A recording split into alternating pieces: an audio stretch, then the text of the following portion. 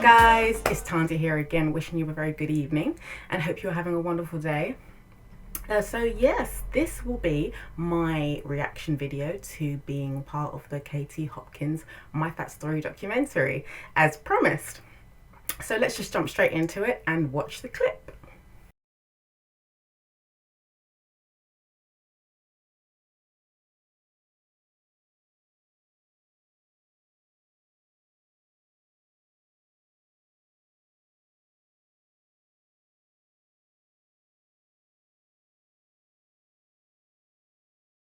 So yeah, now I'm going to just go into my reaction to the whole saga really and being involved.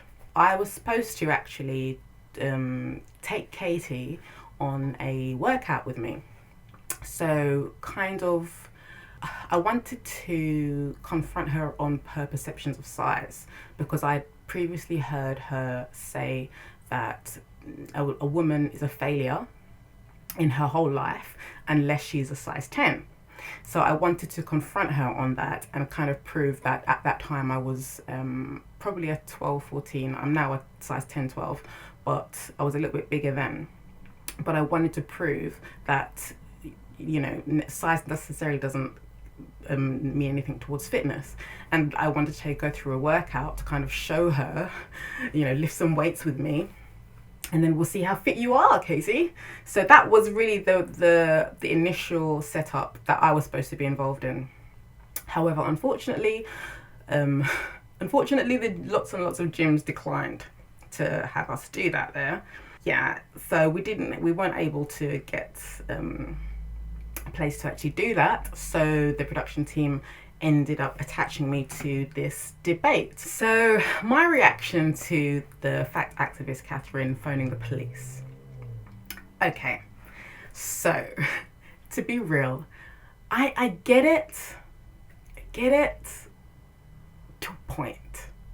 I get that it shouldn't be okay for somebody to be able to publicly or privately shame somebody or say derogatory things to them. That shouldn't be okay.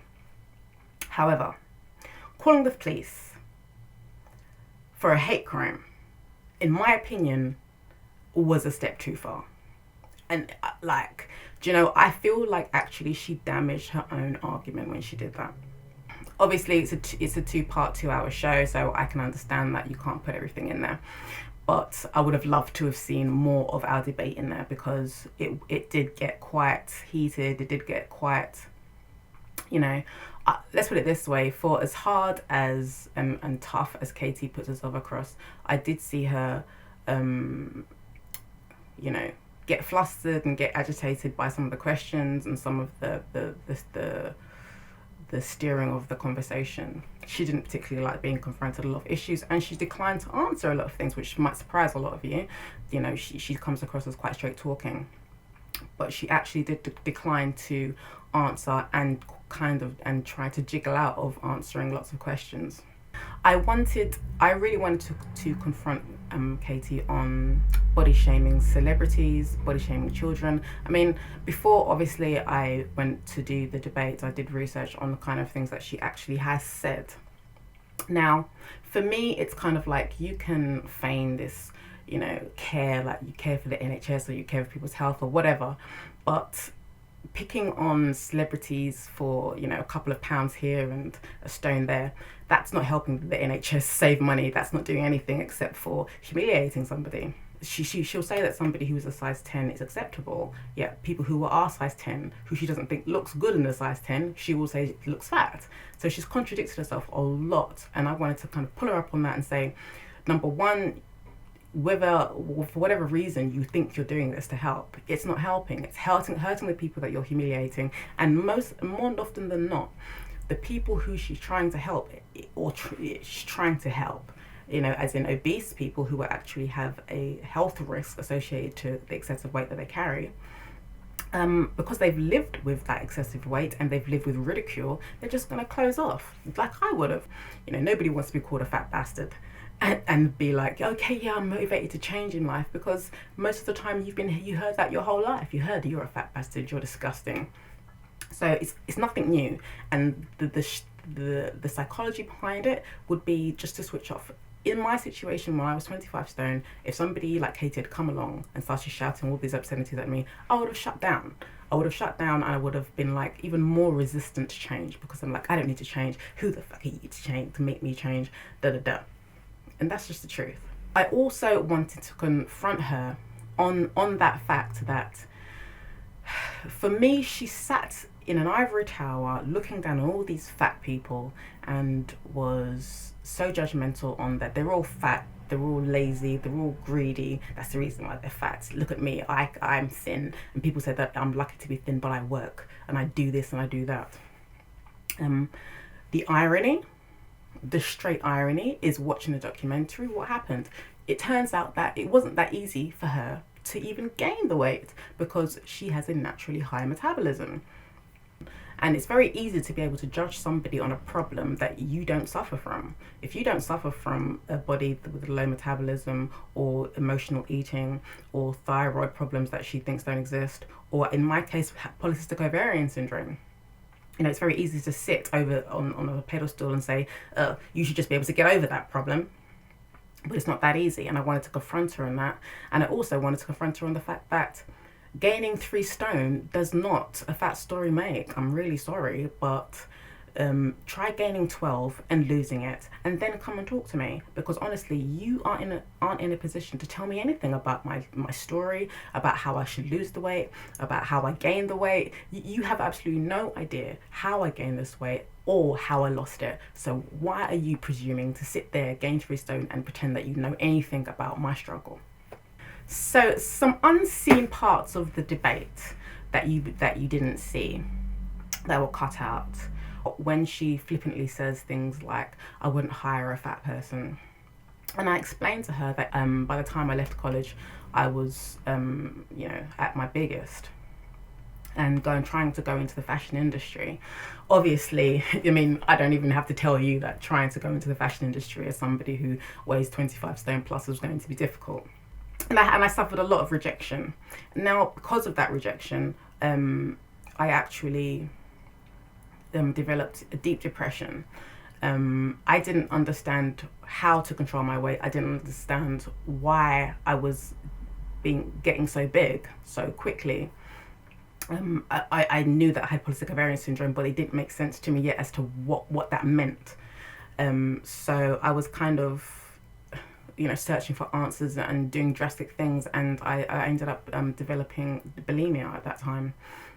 And I remember getting the reams of rejection letters and using that as motivation to kind of be sick and punish myself almost for being a failure and not being able to be employed. I'm watching all my friends get jobs, and I'm the only person out of my class that wasn't able to get a job. Same qualifications, same experience.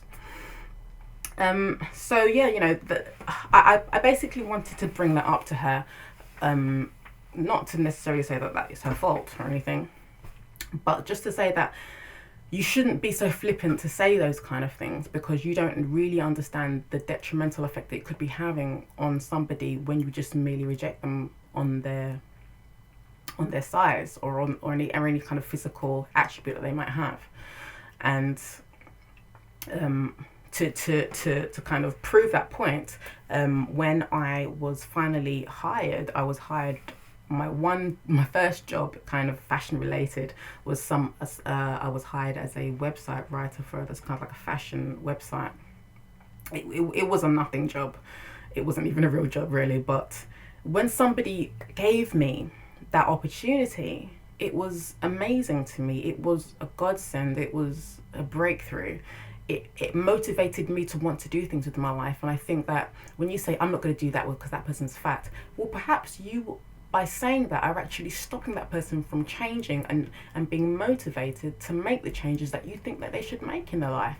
Because if Katie had actually taken a chance on one of these fat people, then maybe she could have been pleasantly surprised, and maybe this person would have been motivated to change.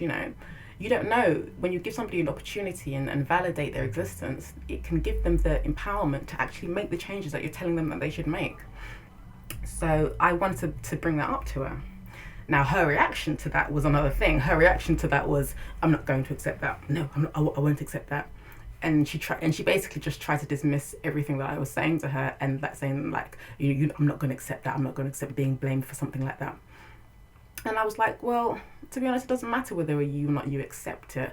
That's my truth. You want to talk about your truth, and I'm talking about my truth. My truth was, when somebody rejected me for my size, it left emotional scars. It shouldn't be as flippant as, I'm not going to hire you because you're fat.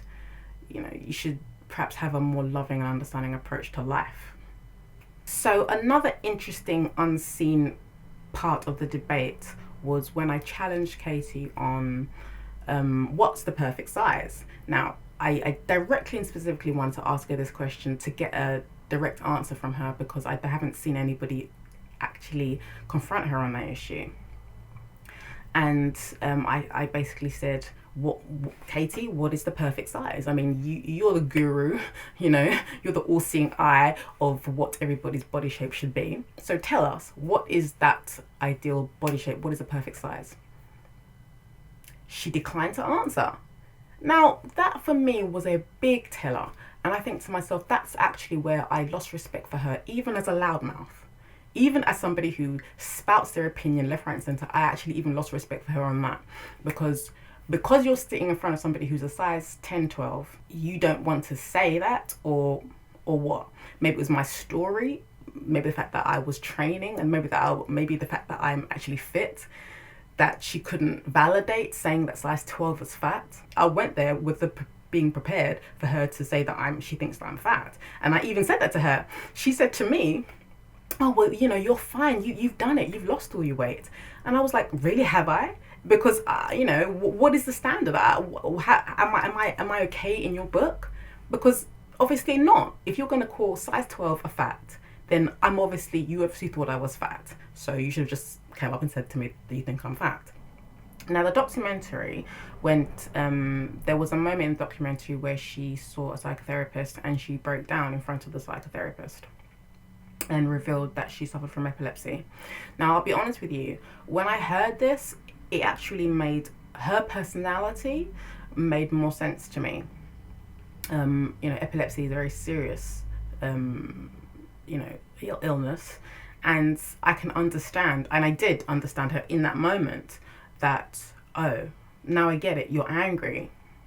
You're angry at part of your physiological makeup that you can't control. And then it made even more sense to me as to why she has such a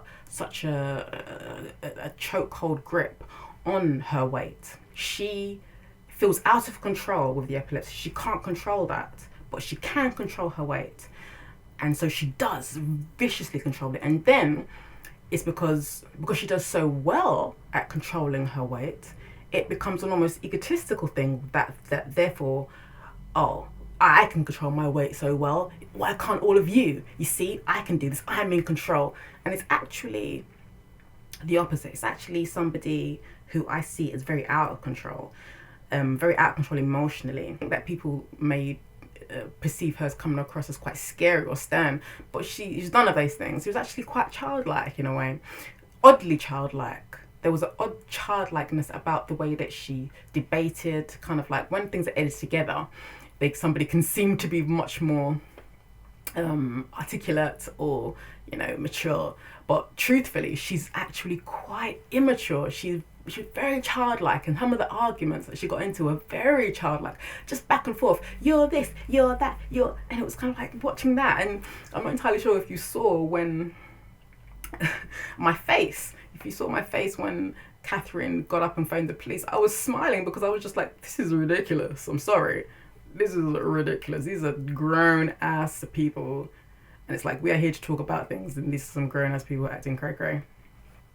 So my final thoughts on it are, I am happy that I was a part of it. I'm definitely happy that I was a part of it, and I am very happy with my part and what I said.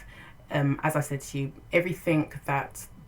all the reasons that I really went there to confront her and to open up a discussion, I did get to do those things, and I'm happy with what I said for sure.